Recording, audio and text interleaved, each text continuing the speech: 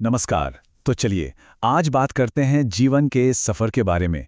एक ऐसा सफ़र जहां हम रंगों और धुनों के ज़रिए उन लोगों को समझेंगे जो हमारी दुनिया में आते हैं और उस समझ को जानेंगे जो हमें रास्ते में मिलती है। तो शुरुआत करते हैं इस बहुत ही खूबसूरत सोच के साथ। यही आज की हमारी पूरी बातचीत का आधार है कि लोग हमारी जिंदगी में होली के रंगों की तरह होते हैं। कुछ तो वक्त के साथ रंग बदल लेते हैं और कुछ हमारी जिंदगी में ऐसे रंग भर जाते हैं जो हमेशा के लिए रह जाते हैं। तो सबसे पहले बात करते हैं उन लोगों की जो हमारी दुनिया में रंग भरते हैं।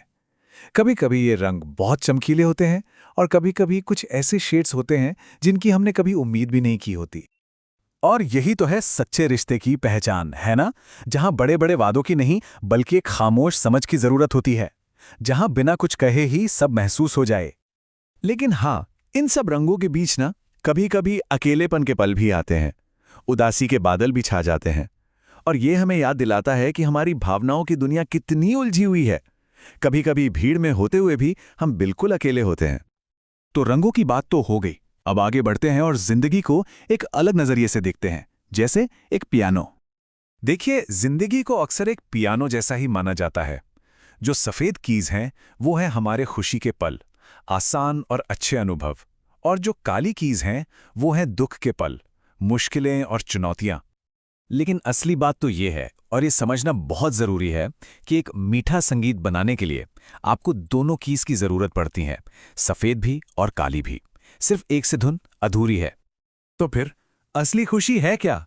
इसका मतलब ये नहीं है कि सब कुछ परफेक्ट है, नहीं। इसका मतलब ये है कि हमने अपने दुखों से ऊपर उठकर जीना सीख लिया है।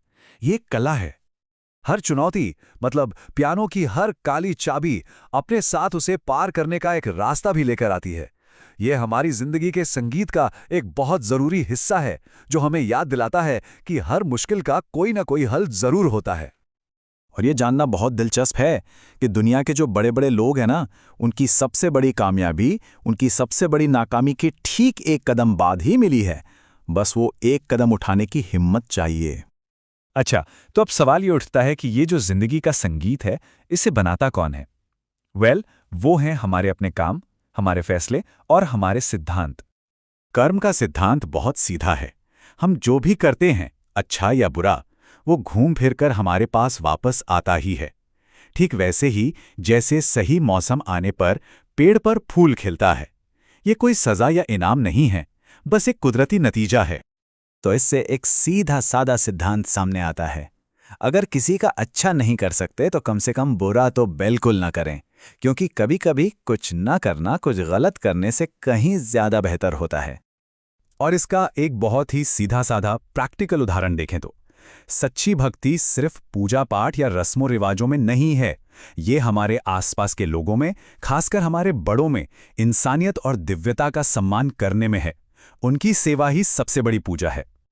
और अब हम आते हैं इस सफर के आखिरी हिस्से पर, अपनी खुद की धुन को ढूंढना। दूसरों की तालियों के लिए नहीं, बल्कि अपने लिए। जैसे जैसे हम जिंदगी में आगे बढ़ते हैं ना, तो ये समझ आता है कि खुद से सच्चा रहने का मतलब कई बार सबसे अलग रास्ता चुनना होता है। एक ऐसी धुन बजाना जो शायद बाकी दुनिया की धुन से मेल ना खाती हो। और यहीं पर एक बहुत बड़ा सवाल खड़ा होता है, जिसका सामना शायद हम सभी को करना पड़ता है। जब कोई अपनी जिंदगी का संगीत तैयार कर रहा हो, तो ज्यादा जरूरी क्या है, लोगों की राय या खुद के मन की शांति? और इसका जवाब मिलता है स्पिरिचुअल मैच्योरिटी में। ये एक तरह का बदलाव है, जब हम दूसरों की राय के लिए काम करना छोड़कर अपने मन की शांति के लिए जीना शुरू कर देते हैं। सच कहूं तो यही असली आजादी है। पता है, इस मन की शांति को पाने का एक बहुत अच्छा तरीका क्या है? अपना गोल बदल देना। हमेशा सही होने की दौड़ में रहने के बजाय क्यों ना सिर्फ कम गलत होने की कोशिश करें। ये ज्यादा आसान है और हमें हमेशा बेहतर बनने के लिए प्रेरित करता है। तो इस पूरी बातचीत को खत्म करते हुए बस एक आखिरी ख्याल। अपनी जिंदगी का संगीत बनाने से भी पहले उस संगीत को अपने मन में सुनने की, उसे देखने की हिम्मत होनी चाहिए। सपने देखेंगे तभी तो उन्हें सच करने का रास्ता मिलेगा।